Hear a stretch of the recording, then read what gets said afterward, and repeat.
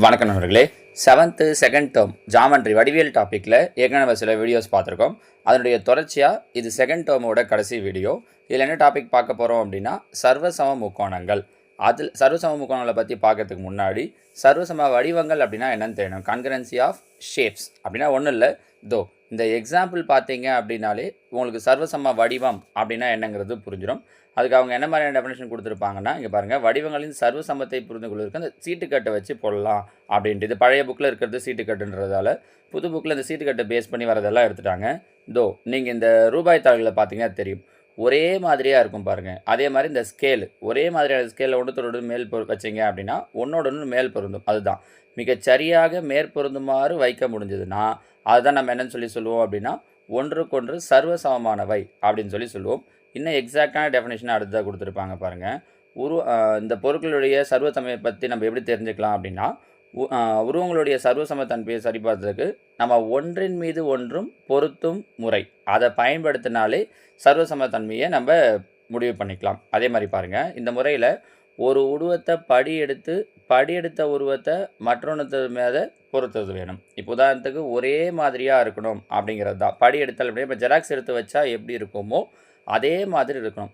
அப்படி ரெண்டு உருவங்களும் ஒன்றுத்தோட ஒன்று மேல் பொருந்துச்சுன்னா தான் அது ரெண்டுத்தையும் நம்ம என்னன்னு சொல்லுவோம்னா சர்வசம உருவங்கள் அப்படின்னு சொல்லுவோம். இந்த முறையில் படி எடுத்த உருவத்தை மடிக்கவோ நீட்டவோ செய்தல் கூடாது, ஆனால் நகர்த்தலாம், சுழற்றலாம். ஏன் இந்த வரியெல்லாம் நான் உங்களுக்கு சொல்லிகிட்டு இருக்கேன் அப்படின்னா, டைரெக்டாக நம்ம சர்வசம முக்கோணத்துக்கு போயிட்டுருக்கலாம்.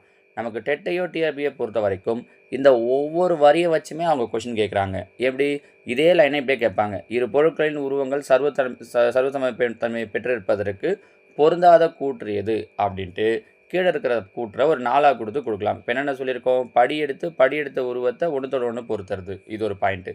இரண்டு உருவங்களும் ஒன்றின் மீது ஒன்று பொருந்துமாயின் அது சர்வசம உருவம், அது பிரச்சனை இல்லை. படி எடுத்த உருவத்தை மடிக்கவோ நீட்டவோ செய்தல் கூடாது.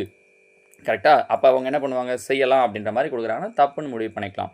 ஸோ அந்த படி எடுத்த உருவத்தை மடிக்கவோ நீட்டவோ கூடாது, ஆனால் என்ன பண்ணலாம், நகர்த்தலாம், சுழற்றலாம். எதுக்கு?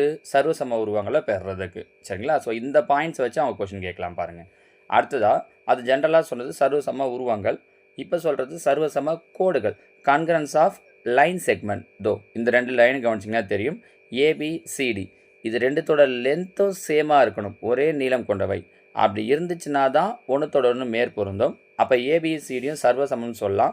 பொதுவாக சர்வசமன்றதை குறிப்பிடுறதுக்கு எந்த கோடை பயன்படுத்துவாங்கன்னா, இப்படி 3 ஈக்குவாலிட்டியோ இல்லை 2 ஈக்குவாலிட்டி போட்டு மேலே இப்படி அப்ராக்சிமேஷன் சிம்பிள் மாதிரியோ போடுவாங்க. அதாவது சொல்லியிருக்காங்க பாருங்கள், கேட்பாங்க சர்வசமத்தை 2 கோடுகள் சர்வசமமாக இருந்தால் எந்த குறியீடு பயன்படுத்துவோன்ட்டு. ஏபியும் சிடியும் லைன்ஸ் இங்கே அப்படிங்கிறதால ஏபிக்கு மேலேயும் சிடிக்கு மேலேயும் ஒரு லைன் போட்டிருக்காங்க. முக்கோணமாக இருந்தால் முக்கோணம் சிம்பிள் போடுவாங்க. சரிங்களா? ஸோ இந்த சர்வசமம் அப்படிங்கிறத இங்கே நம்ம என்ன ப்ராப்பர்ட்டி மட்டும் எடுத்துக்கிறோன்னா, ஏபிக்கும் சிடிக்கும் நீலன்ற ப்ராப்பர்ட்டி மட்டும்தான் எடுத்துக்கிறோம். அப்படிங்கிறதால ஏபி சர்வசமம் சிடின்னு இப்படி எழுதினாலும் okay, A B equal to C D அப்படின்னு சொல்லி எழுதினாலும் ஓகே தான். சரிங்களா?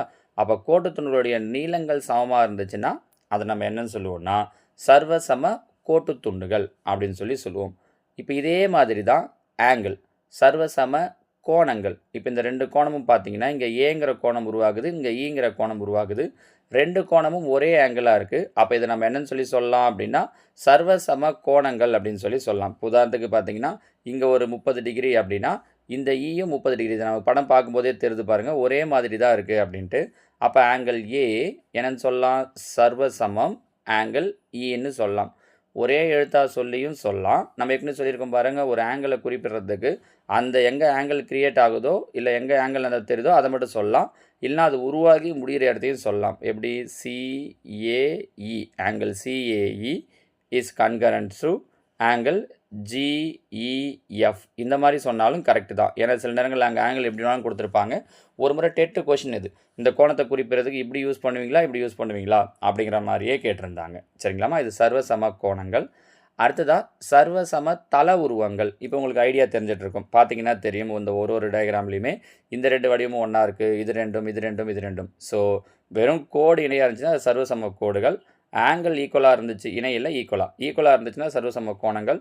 ஒரு உருவமே முழுக்க சமமாக இருக்குது அப்படின்னா அது சர்வசம உருவங்கள் அப்படின்னு சொல்லுவோம். சரிங்களா? ஸோ சர்வசம உருவங்களை பொறுத்த வரைக்கும் ஒன்றின் மீது ஒன்று முழுவதுமாக பொருந்தும் பகுதிகளை ஒத்த பகுதிகள் அப்படின்னு சொல்லும். மேற்பொருந்தும் பக்கங்களை ஒத்த பக்கங்கள், அதுவே கோணங்களாக இருந்துச்சுன்னா ஒத்த கோணங்கள் அப்படின்னு சொல்லி சொல்லுவோம். இது சர்வசமத்தை பற்றின ஒரு ஜென்ரலான இன்ட்ரொடக்ஷன். அடுத்தது இதில் நம்ம பார்க்க போகிறது சர்வசம முக்கோணங்கள். ஆக்சுவலாக இவ்வளோ நேரம் சொல்லிட்டு இருந்த சர்வசம கோடு, சர்வசம தள உருவங்கள், அது எல்லாத்தையுமே ஒரு இன்ட்ரொடக்ஷனுக்காக பார்த்தது தான். மெயினான டாபிக் நமக்கு என்ன அப்படின்னு பார்த்தீங்கன்னா, இந்த சர்வசம முக்கோணங்கள் அப்படிங்கிறது தான். கன்கரன்ஸ் ஆஃப் ட்ரையாங்கிள்ஸ் என்ன அப்படின்னா, 2 முக்கோணத்தோட பக்கங்கள் இல்லை கோணங்கள் சமமாக இருக்குது அப்படின்னா அதை வச்சு தான் நம்ம இந்த சர்வசமன்ற ப்ராப்பர்ட்டி சொல்லுவோம். இங்கே பாருங்கள், அழகாக 2 முக்கோணங்களை கலருக்காகவே கொடுத்துருக்காங்க பாருங்கள். இந்த ஏபி அப்படிங்கிற லைனும் இந்த ஒய்இசட் அப்படிங்கிற லைனும் ரெட் கலரில் கொடுத்துருப்பாங்க. அப்போ அது ரெண்டும் ஈக்குவலாக இருக்குதுன்னு அர்த்தம். அதே மாதிரி பாருங்கள், இங்கே பிசிங்கிற லைனும் எக்ஸ்ஒய்ங்கிற லைனும் க்ரீன் கலரில் கொடுத்துருக்காங்க. அப்போ அது ரெண்டும் சமமாக இருக்குதுன்னு அர்த்தம். அதே மாதிரி இங்கே ஏசி, இங்கே எக்ஸ்இசட் ப்ளூ கலர், அது ரெண்டும் சமமாக இருக்குது அப்படிங்கிறது அர்த்தம். அப்போ இதை எடுத்து சர்வசமம்னு சொல்லும்போது நம்ம எப்படி சொல்லுவோன்னா, இங்கே பாருங்கள், இங்கே ரெட்டில் இருந்து ஆரம்பித்து க்ரீன் வழியாக போயிட்டு ப்ளூவுக்கு வரும். அப்போ ஏபிசி முக்கோணம் ஏபிசியும் இங்கே அதே மாதிரி பார்த்தீங்க அப்படின்னா அதே ரெட்டில் ஆரம்பித்து க்ரீன் வழியாக போகணும். ரெட்டில் ஆரம்பித்து க்ரீன் வழியாக போயிட்டு ப்ளூவில் வந்து முடியணும். அப்போ என்ன வந்துடும்? இசட் ஒய் எக்ஸ், இது ரெண்டும் நம்ம எப்படி இருக்குன்னு சொல்லுவோன்னா சர்வசமமாக இருக்குது. சர்வசமன்றதுக்கு இப்படி 2 ஈக்குவல் டு மாதிரி போட்டு இப்படி அப்ராக்சிமேஷன் சிம்பிள் மாதிரி இப்படி போடுவோம். சரிங்களா? இங்கே அவங்க சின்ன கிளாஸ் அப்படிங்கிறதெல்லாம் ஜென்ரலாக ஏபிசி எக்ஸ்ஒய்இசட்னு கொடுத்துட்டாங்க. ஆனால் நீங்களாம் தெரிஞ்சு வச்சுக்கோங்க, முக்கோணம் ஏபிசியும் முக்கோணம் இசட்ஒய்எக்ஸும் தான் எப்படி இருக்குது அப்படின்னா சர்வசமமாக இருக்குது. அந்த பக்கங்கள் கோணங்கள், இப்போ பக்கங்கள் சொன்னோம் இல்லையா, அதே மாதிரி தான் அந்த கோணங்களும் அந்த இடத்துல சமமாக இருக்கும். இப்போ ஏபிசி இங்கே வரும்போது இசட்ஒய்எக்ஸ், ஏபிசி ஆங்கிள்ஸ்னு வரும்போது இசட்ஒய்எக்ஸ். அப்போ ஆங்கிள் ஏவுக்கு இசட்டு, பிக்கு ஒய், சிக்கு எக்ஸ். அவங்களும் அதே தான் கொடுத்துருக்காங்க பாருங்கள். இந்த மாதிரி தான் எழுதணும். இதை தான் ஒத்த கோணங்கள்னு சொல்லுவோம். முதல்ல பக்கங்கள் சொன்னோம் இல்லையா, அதை ஒத்த பக்கங்கள் அப்படின்னு சொல்லி சொல்லுவோம். சரிங்களா? அடுத்ததாக சர்வசம முக்கோணம் அமையிறதுக்குன்னு சில விதிகள் இருக்குது. இந்த விதிகள் தாமா முக்கியம். இந்த வீடியோ போடுறதுக்கு, இந்த டாப்பிக்கில் வீடியோ போடுறதுக்கான மெயின் ரீசன் இது. என்னென்னா, இதை வச்சு அவங்க கொஷின் கேட்பாங்க. சர்வசம முக்கோணங்கள் அமைவதற்கான நிபந்தனைகள், இல்லை அமையாமல் இருக்கிறதுக்கு நிபந்தனைகள்னு. ஃபஸ்ட்டு இந்த கொள்கையை மட்டும் தெரிஞ்சுக்கிட்டால் போதும். பக்கம் பக்கம் பக்கம். ஃபஸ்ட்டு பா பா பா, இங்கிலீஷில் SSSன்னு சொல்லுவாங்க. Side side side property. அதாவது 2 முக்கோணங்கள் சர்வசமம் எனில் அவற்றின் ஒத்த பக்கங்கள் சர்வசமம். இதை தான் சர்வசம முக்கோணங்களின் ஒத்த பக்கங்கள் சர்வசமம் என்று கூறுவோம். அதே தான் இதுக்கு அவங்க 8th வரும்போது வேறு ஒரு பேரையும் சொல்லியிருப்பாங்க. இங்கிலீஷில் ஒரு 4 லெட்டரில் சொல்லியிருப்பாங்க. அது நான் 8th வரும்போது சொல்கிறேன். இங்கே நம்ம தெரிஞ்சிக்க வேண்டியது ஒன்று, சர்வசம முக்கோணம் அமையணும்னா ஃபஸ்ட்டு நிபந்தனை பா பா பா, SSS, பக்கம் பக்கம் பக்கம். இது ஃபஸ்ட்டு கண்டிஷன். 2வது கண்டிஷன் பாருங்கள், பக்கம் கோணம் பக்கம். ஃபஸ்ட்டு சொன்னது SSS, சைடு சைடு சைடு. இப்போ சொல்கிறது சைடு ஆங்கிள் சைடு, SAS. அடுத்ததாக சொல்கிறது கோணம் பக்கம் கோணம், ஆங்கிள் சைடு ஆங்கிள். இது 3, SSS, SAS, ASA. 3 கொள்கையாச்சுங்களா? இதில் இந்த 3 ஞாபகம் வச்சுக்கோங்க. இன்னொன்று இருக்குது. இன்னொன்று தான் 4வது என்ன அப்படின்னு சொல்லி பார்த்தீங்கன்னா, இருக்குது பாருங்கள், செங்கோணம் கர்ணம் பக்கம். ஒரு பக்கம் செங்கோணமாக இருக்கும், சே கா பா. Right angle hypotenuse side. சிம்பிளாக சொல்லும்போது RHSன்னு வாங்க. மொத்தம் 4 ப்ராப்பர்ட்டி இப்போ வரைக்கும் சொல்லியிருக்கோம். SSS, SAS, ASA இப்படின்னு இந்த 4 ப்ராப்பர்ட்டி தான் நமக்கு ஒரு முக்கோணத்தோட சர்வசமத்தை அமைக்கிறதுக்கான நிபந்தனை. சர்வசமம் அமையாமல் இருக்கிறதுக்குன்னு சில நிபந்தனை இருக்குது. அதையும் பார்த்துருவோம். ஏன்னா அதையும் அவங்க கொஷினாக கேட்பாங்க. முக்கோணங்களின் சர்வசமயத்தன்மையை சரிபார்த்ததற்கு மேலும் ஒரு கொள்கை உள்ளது. அது என்னன்னு சொல்லுவோன்னா கோணம் கோணம் பக்கம் எனவும் அழைக்கப்படும். இது கோணம் பக்கம் கொள்கையை சற்றே மாற்றி அமைத்த மூலம் கிடைக்கிறது. இது 2 கோணங்களும் கோணங்களுக்கிடையே அமையாத ஒரு பக்கமும் கிடைக்கும். அதெல்லாம் பிரச்சனை இல்லை. சரிங்களா? ஸோ இந்த சொன்னல ASA, இந்த ASAன்றது தான் மாற்றி AAS அப்படின்னு சொல்கிறாங்க. இது ஒரு ப்ராப்பர்ட்டி ஆச்சுங்களா? அடுத்ததாக பாருங்கள், முக்கோணத்தோட சர்வசமத்தன்மை பற்றி பார்த்துட்டோம். ஆனால் இந்த சர்வசமத்தன்மையை சோதிக்கிறதுக்கு பின்வரும் கொள்கைகள் போதுமானதாக அமையாது. இது ரொம்ப முக்கியம். மேலே சொன்ன அந்த 4 ப்ராப்பர்ட்டி எப்படி முக்கியமோ அதோடு சேர்ந்து இதுவும் முக்கியம். எது நம்ம சர்வசம முக்கோணத்தை அமைக்கிறதுக்கான போதுமான நிபந்தனை இல்லைன்னு கேட்பாங்க. நல்லா கவனிச்சுக்கோங்க. 3மே கோணமாக இருந்துச்சுன்னா அது போதுமான நிபந்தனை கிடையாது. Angle angle angle. ஏன்னு சொல்கிறேன் பாருங்களேன். ஒன்றும் பெரிய காரணம் இல்லை. இப்போ 3 சைடுனா நான் ஏபிசின்னு ஒரு முக்கோணம் சொல்கிறேன். ஒரு பக்கம் 5 சென்டிமீட்டர், 6 சென்டிமீட்டர், 7 சென்டிமீட்டர். பிக்யூஆர்னு ஒரு முக்கோணம் சொல்கிறேன், 5 சென்டிமீட்டர் 6 சென்டிமீட்டர் 7 சென்டிமீட்டர்னா நீங்கள் சைடை மாற்றி மாற்றி வரைஞ்சா கூட அது மேற்பொருந்துற மாதிரியான முக்கோணம் தான் கிடைக்கும். ஆனால் ஆங்கிளை பொறுத்த வரைக்கும் ஒரு பக்கம் 90 டிகிரி, ஒரு பக்கம் 30 டிகிரி, ஒரு பக்கம் 40 டிகிரினா 90 30 40 60 90 30 60ன்னு வச்சு இப்படியும் வரையலாம். 90 30 60ன்னு வச்சு இப்படியும் வரையலாம் பெருசாகவும் 3 ஆங்கிளை வச்சு. ஸோ அது சர்வசமமாக இருக்கணும் அப்படிங்கிற அவசியம் கிடையாது. ஸோ 3 கோணங்களை வச்சு சர்வசமம்னு சொல்ல முடியாது, ஞாபகம் வச்சுக்கோங்க. சரிங்களா? அதே ஒரே அளவுடைய என்பதை அறியலாது ஆச்சுங்களா? அதே மாதிரி இன்னொரு ப்ராப்பர்ட்டி, பக்கம் பக்கம் கோணம் அல்லது கோணம் பக்கம் பக்கம், அதாவது 2 பக்கம் ஒரு கோணம். அடுத்தடுத்து பக்கம் பக்கம் கோணம் அல்லது கோணம் பக்கம் பக்கம். இந்த ப்ராப்பர்ட்டி வச்சும் நம்ம என்ன பண்ண முடியாது அப்படின்னா சர்வசமத்தன்மை அப்படிங்கிறத சொல்ல முடியாது. ஞாபகம் வச்சுக்கோங்க, 3மே ஆங்கிளாக இருந்தாலும் எஸ்எஸ்ஏ இல்லாட்டி ஏஎஸ்எஸ் இப்படி இருந்தாலும் நம்ம சர்வசமத்தன்மையை சோதிக்க முடியாது. இதையும் கேட்பாங்க, நல்லா ஞாபகம் வச்சுக்கோங்க. அடுத்தது இந்த 2 முக்கோணம் கொடுத்துட்டு இதோட ஒத்த பக்கங்கள் ஒத்த கோணங்களை கேட்டிருக்காங்க. ஒன்றும் இல்லை, ரொம்ப சிம்பிளாக எழுதலாம். முதல் 2 எழுத்துனா இங்கேயும் முதல்ல 2 எழுத்து, AB XY, BC YZ, AC XZ, அவ்வளோதான். அதே மாதிரி ஆங்கிள் வரும்போது ஒன்று ஏவுக்கு எக்ஸு, பிக்கு ஒய், சிக்கு இசட், இவ்வளோ தான் ஒத்த பக்கங்கள் ஒத்த கோணங்கள். இதில் 2வது கேள்வி, கொடுக்கப்பட்ட முக்கோணங்கள் சர்வசமமெனில் ஒத்த பாகங்களை கண்டுபிடித்து சர்வசம கூற்றை எழுதுக. ஒன்றும் இல்லை, இங்கே பாருங்கள், இந்த பக்கம் எக்ஸ்இசட், இந்த பக்கம் ஏசி. அதே மாதிரி 2 சைடு வரும்போது இங்கே இசட்ஒய், இங்கே சிபி. 3 வரும்போது அந்த கோடு போட்டிருக்கிறது அந்த 2 பக்கமும் சமன்றதை சொல்கிறதுக்காக. இங்கே ஏபி. அப்போ இப்படி ஆரம்பிக்கலாம். எக்ஸிலிருந்து ஆரம்பித்தோன்னா X Z Y, X Z Y. இதே மாதிரி தான் இங்கேயும். அப்போ ஏசிபி, ஏசிபி இது 2ம் தான் என்னவாக இருக்கும்னா சர்வசமமாக இருக்கும். பொதுவாக நம்ம என்ன பண்ணுவோம் அப்படின்னா கிளாக் வைஸ் டைரெக்ஷனில் போகாமல் ஆன்டி கிளாக் வைஸ் டைரெக்ஷனில் சொல்லுவோம் எப்போ ட்ரையாங்கில் சொன்னாலும். அப்போ அதுபடி சொல்லணும்னா இன்னும் ஈஸியாக இங்கே பாருங்கள், எக்ஸ்ஒய் இசட் ஏபிசி முக்கோணம், எக்ஸ்ஒய் இசட்டும் ஏபிசியும் இதோ ஃபஸ்ட்டு கண்டிஷன் சொன்னாங்க பார்த்தீங்களா, அதே தான். முக்கோணம் ABC equal to triangle XY இசட்னு சொல்லிட்டா முடிஞ்சிச்சு. சரிங்களாமா? இது அடுத்ததான் இங்கே பாருங்கள், இதே மாதிரி 2 முக்கோணங்கள் கொடுத்துட்டு அதிலிருந்து கொஷின் கேட்டிருக்காங்க. இந்த ஏபிசி இஎஃப் இது 2ம் சர்வசம முக்கோணமாக இருந்துச்சு அப்படின்னா கொடுக்கப்பட்ட ஜோடியும் இந்த பக்கமும் ஒத்தவையான்னு கேட்குறாங்க. நல்லா ஞாபகம் வச்சுக்கோங்க. அப்போ முதல்ல ட்ரையாங்கிளுடைய சர்வசமத்தை எழுதிடணும். இங்கே பாருங்கள், இங்கே 3லேருந்து ஆரம்பிக்குது. நீங்கள் எங்கேருந்து வேணாலும் ஆரம்பிக்கலாம், 1லேருந்து 2லேருந்து 3லேருந்துன்ட்டு. நம்ம 1லேருந்தே எடுத்து வைப்போமே. அதாவது 1லேருந்து மீன்ஸ் இந்த ஒரு கோடு 2 கோடு 3 கோடு, அதை சொல்கிறேன்.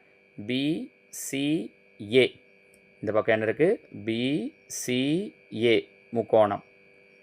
ஒழுங்காக அதை எழுதிட்டிங்கன்னா கரெக்டாக சொல்கிறதுக்கு ஈஸியாக இருக்கும். முக்கோணம் பிசிஏ சர்வசமம் 1 2 3 தான் ஆரம்பிச்சிருக்கோம். அப்போ இங்கேயும் அப்படி தான் வரணும், 1 2 3ன்ட்டு. ஜிஇஎஃப் இது 2ம் சர்வசமம். இப்போ முதல் 2 எழுத்து எடுக்கிறோன்னா அந்த பக்கமும் ஃபஸ்ட்டு 2 எழுத்து எடுக்கணும். அதே மாதிரி கோணம் நேர் நேராக இருக்கிறத எடுக்கணும். அவங்க இதில் எது ஒத்தவை அப்படி இல்லைன்னா இல்லைன்னு கேட்குறாங்க. ஏஜி 3வது எழுத்து ஏ, ஆனால் இங்கே 3வது எழுத்து எஃப் இருக்குது. அப்போ இது ஒத்தவை கிடையாது. பிஇ முதல் எழுத்து பி, ஆனால் இங்கே முதல் எழுத்து ஜி இருக்குது, ஒத்தவை கிடையாது. பிஜி முதல் எழுத்து பி, முதல் எழுத்து ஜி, அப்போ இது ஒத்தவை. ஏசிஜிஎஃப், ஏசி 2வது 3வது எழுத்து, ஜிஎஃப்ங்கிறது 2வது 3வது எழுத்து கிடையாது, 1வது 3வது எழுத்து, அப்போ இதுவும் ஒத்த பக்கங்கள் கிடையாது. பிஏஎஃப்ஜி, பிஏஎஃப்ஜி பாருங்கள், பிஏ 1வது 3வது, எஃப்ஜி 1 3 3 1, அது பிரச்சனை இல்லை, அப்போ இது ஒத்த பக்கம். இஎஃப் பிசி, இஎஃப் 2 3, பிசி 1 2, இது கிடையாது. நம்ம புரிஞ்சு முடியுதா நான் சொல்கிறேன் 1 2 3ங்கிறதெல்லாம். ஸோ முதல்ல இந்த பக்கங்கள் அவங்க எது சமம்னு சொல்லியிருக்காங்களோ அதை வச்சு எழுதிட்டிங்கன்னா அதுக்கப்புறம் கீழே இருக்கிறதுல எது ஒத்த பக்கங்கள் எது ஒத்த பக்கங்கள் இல்லை அப்படிங்கிறத நம்மளால் ஈஸியாக சொல்ல முடியும். சரிங்களாமா? அடுத்த இதில் பார்த்தீங்க அப்படின்னா அவங்க சில 1 மார்க் கொடுத்துருப்பாங்க, நம்ம அதையும் பார்த்துடலாம். இரு தள உருவங்கள் சர்வசமம் எனில் அவை. ஏன்னா டெட்டில் அவங்க இதை பேஸ் பண்ணிலாம் கொஷின் கேட்டிருந்தாங்க. இப்போ நமக்கு டிஆர்பியில் கேட்குறதுக்குமே வாய்ப்பு இருக்குது. 2 தள உருவங்கள் சர்வசமம் நம்ம எப்போ சொல்லுவோம் அப்படின்னா சம அளவும் சம வடிவமும் உடையவையாக இருந்தால் தான் அதை நம்ம சர்வசமம்னு சொல்லுவோம். சரிங்களா? அடுத்ததாக பின்வரும் நோற்றில் எது தள உருவங்களின் சர்வசமத்தன்மையை சோதிக்க பயன்படுத்தப்படுகிறதுனா மேற்பொருந்தும் முறை. ஒன்றுத்தோட ஒன்று மேற்பொருந்துச்சுன்னா தான் நம்ம அதை பயன்படுத்த முடியும். இல்லை சர்வசமத்தன்மையை சோதிப்போன்றதால மேற்பொருந்தும் முறை. சரிங்களா? அடுத்ததாக எந்த கொள்கையின்படி இரு முக்கோணங்கள் சர்வசம முக்கோணங்களாக அமையாது? இப்போ தான் பார்த்தோம் பாருங்கள், பக்கம் பக்கம் கோணம் கொள்கைப்படி அமையாது. 3 எஸ் வரும், எஸ்ஏஎஸ் வரும், ஏஎஸ்ஏ வரும். எது தான் வராதுன்னா எஸ்எஸ்ஏ தான் வராது. கரெக்டாக? பக்கம் பக்கம் கோணம் ஆங்கிள் இதுதான் வராது. அப்போ இந்த நிபந்தனை தான் போதுமானது அல்ல. ஓகேவா? அடுத்து, இரு மாணவர்கள் நேர்கோட்டு துண்டுகளை வரைந்தார்கள். அவை சர்வசமமாக இருப்பதற்கான நிபந்தனை: அளவுகோலை பயன்படுத்தி வரையப்பட்டிருத்தல் வேண்டும், ஒரே தாளில் வரையப்பட்டிருத்தல் வேண்டும், வெவ்வேறு அளவுடையாக இருத்தல் வேண்டும், அவை சம அளவுடையாக இருத்தல் வேண்டும். சம கோடுகள் பார்க்கும்போது பார்த்தோம் பார்த்தீங்களா, சர்வசம கோடுகள், அதில் தான் சொன்னோம். அந்த கோடுகளுடைய லென்த்து எப்படி இருக்கணும் அப்படின்னா சம அளவுடையதாக இருக்கணும். ரைட்டுங்களா? அடுத்தது, கொடுக்கப்பட்ட படத்தில் ஏடி ஈக்குவல் டு சிடி மற்றும் ஏபி ஈக்குவல் டு சிபி எனில் சம அளவு கொண்ட 3 ஜோடிகள் எவை? என்னென்ன சொல்லியிருக்காங்க? இந்த ஏடி நம்ம இப்படி எழுதிக்கலாம். இந்த ஏடியும் சிடி எங்கே இருக்குது? இதுவும் சமம். அதே மாதிரி ஏபிசிபி, ஏபி தோ இருக்குது, சிபி தோ இருக்குது. இப்படி இருந்துச்சுன்னா கீழே இருக்கிறதுல எந்த ஜோடி வந்து சமம்னு கேட்டிருக்காங்க. இப்போ நம்ம முக்கோணம் 2 முக்கோணமாக நடுவில் இருக்கிறது காமனானது. 1 2 நடுவில் இருக்கிறது எப்படி எழுதிக்கலாம்? டிஏபி இந்த பக்கம். இங்கே அது மாதிரி 1 2 இந்த நடுவில் இருக்கிறது. அப்போ டிசிபி இப்படின்னு 2 முக்கோணம் இருக்குது அங்கே. இது ரெண்டும் சர்வசமம். இப்போ இதை வச்சு அவங்க எப்படி கொடுத்துருக்காங்கன்னு பார்க்கலாம். ஆங்கிள் வரும்போது நடுவில் இருக்கிறத மட்டும் பார்த்தா போதும். ஏடிபின்னு பார்க்க வேண்டாம். நடுவில் இங்கேயும் டி இங்கேயும் டி, ஃபஸ்ட்டு டி தான் இருக்குது. நடுவில் பி லாஸ்ட்டு பி, நடுவில் ஏசி, ஏ நடுவில் சி நடுவில். அப்போ இதுவே என்னவாக இருக்குது அப்படின்னா சமமாக இருக்குது. புரியுதுங்களா உங்களுக்கு? கரெக்டாக அந்த ஆங்கிள் வச்சு பார்த்தீங்கன்னா நீங்கள் அடுத்ததெல்லாம் பாருங்களேன், அப்படி வராது. ஏடி இங்கே ஏடிங்கிறது 1 2, இந்த பக்கம் ஏபியே காணும் பாருங்கள் ரைட் சைடில். அப்போ கண்டிப்பாக இது கிடையாது. ரெண்டாவது இல்லை. ஏபிசிடி, ஏபிங்கிறது இங்கே 2 3, சிபிங்கிறதும் 2 3 கரெக்டு. ஏடிபிசி, ஏடிங்கிறது 1 2, ஆனால் இங்கே பிசிங்கிறது 1 2 கிடையாது பாருங்கள். அப்போ இது இல்லை. நடுவில் ஆங்கிள் டிடி, ஆமாம் இங்கே ஃபஸ்ட்டு ரெண்டுத்துலேயுமே டி வருது. நடுவில் இங்கே பிபி, ஆமாம் இங்கே ரெண்டுத்துலையுமே லாஸ்ட்டாக பி வருது. நடுவில்னு சொல்கிறது இந்த இடத்துல 3 ஆங்கிள் 6வதுலேயே பார்த்துருக்கோம். இப்படி ஏபிசின்னு சொல்கிறாங்கன்னா ஏவும் சியும் கணக்கில்லை, பியில் இருக்கிறது தான், பி தான் ஆங்கிள், அதனால தான் அதை மட்டும் பார்த்துட்ருக்கோம். நடுவில் ஏபி, இங்கே நடுவில் ஏனா இங்கே சி தான் வந்திருக்கு, பி வரல, அதனால் இது கிடையாது. ஸோ இதுவும் இல்லை. ஸோ இதுதான் சர்வசமம்னா ஃபஸ்ட்டு இருக்கிறது தான். இது சூப்பர் கொஷின் பாருங்கள். நம்ம கான்செப்டை எந்த அளவுக்கு தெளிவாக புரிஞ்சு வச்சுருக்கோம் அப்படிங்கிறதுக்காக கேட்டிருக்கக்கூடிய கேள்வி. சரிங்களா? அடுத்ததாக இந்த டேர்மில் இருக்கக்கூடிய கடைசி கேள்வி இது. முக்கோணம் ஏபிசி முக்கோணம் பிக்யூஆரில் angle A equal to 50 degree equal to angle B, அதாவது ஏவும் பியும் ஈக்குவல் ஒரு ஆங்கிள் சொல்லிட்டாங்க. பிக்யூ ஈக்குவல் டு ஏபி ஒரு சைடு சொல்லிட்டாங்க. பிஆர் ஈக்குவல் டு ஏசி ஒரு சைடு சொல்லிட்டாங்க. 2 சைடு ஒரு ஆங்கிள். அப்போ என்ன வரும்? எஸ்ஏஎஸ், பக்கம் கோணம் பக்கம், பக்கம் கோணம் பக்கம். இதோ இருக்குது பாருங்கள். செங்கோணம்னு எப்போ சொல்ல முடியும் அப்படின்னா 90 டிகிரி கொடுத்துருந்தாங்கன்னா, அவங்க 90 டிகிரி கொடுக்கலன்றதால செங்கோணம் வராது. 2 கோணம் சொல்லலை, ஒரு கோணம் தான் சொல்லியிருக்காங்க, அதனால் இதுவும் கிடையாது. 3மே அவங்க பக்கமாக சொல்லலை, 1 ஆங்கிள் சொல்லியிருக்காங்க, அதனால் இதுவும் வராது. அப்போ என்ன ப்ராப்பர்ட்டினா பக்கம் கோணம் பக்கம் கொள்கைன்றது தான் கரெக்டு. ஓகேங்களாம்மா? ஸோ செகண்ட் டேர்ம் இதோட முடியுது. செகண்ட் டேர்மில் அவங்க சர்வசம முக்கோணத்தை வச்சு சொன்னதை தான் நம்ம இந்த வீடியோவில் பார்த்துருந்தோம். இதுக்கு அடுத்ததாக 7th தேர்ட் டேர்ம் இருக்குது. அதை நான் அடுத்த வீடியோவில் உங்களுக்கு ஃபுல்லாக கம்ப்ளீட்டாக முடிச்சிறதுக்கு பார்க்குறேன். அது முடிஞ்சதுன்னா அடுத்து 8th 9th 10th ஓரளவுக்கு நம்ம தியரம்லாம் என்னென்ன இருக்குது அப்படிங்கிறத சொல்லிட்டோம். ஸோ அதெல்லாம் இனி வரக்கூடிய நாட்களில் கொஞ்சம் வேகமாக ரிவைஸ் பண்ணிட்டோம் அப்படின்னா வடிவியல் டாபிக் ஃபுல்லாக முடிஞ்சிடும். ஓகேவா? தேங்க்யூ.